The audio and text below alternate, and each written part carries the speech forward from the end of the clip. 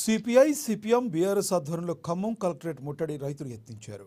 మిర్చి బోర్డు ఏర్పాటు చేసి మిర్చి క్వింటాకు 25,000 రూపాయల మద్దతు ధర ఇవ్వాలని వారు డిమాండ్ చేశారు. రైతుల పట్ల కేంద్ర రాష్ట్ర ప్రభుత్వాల వైఖరి నశించాలని పెద్ద ఎత్తున నినాదాలు చేశారు. రైతులకు కనీస పెట్టుబడులు కూడా రావడం లేదన్నారు.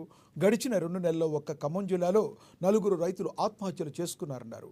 ఆత్మహత్యలు చేసుకున్న మిర్చి రైతులను ఆదుకోవాలని వారు డిమాండ్ చేశారు.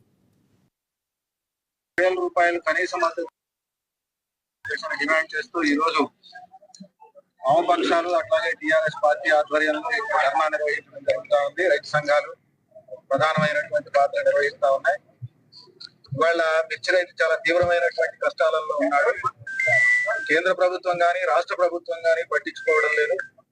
మార్కెట్ ఇంటర్వెన్షన్ స్కీమ్ కింద కేంద్ర ప్రభుత్వం రాష్ట్ర ప్రభుత్వం రెండూ కలిసి జోక్యం చేసుకొని రైతుకి కనీస మద్దతు ధర ఇచ్చేదాకా తగిన కృషి చేయాలి, ఆలోచన చేయాలి అని చెప్పి మేము డిమాండ్ చేస్తా ఉన్నాం. దేశంలోనే అత్యధికంగా